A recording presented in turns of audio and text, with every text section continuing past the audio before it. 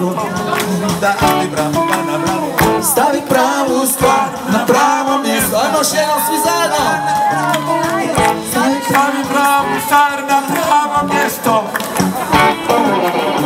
Stavi pravu stvar na pravo mjesto.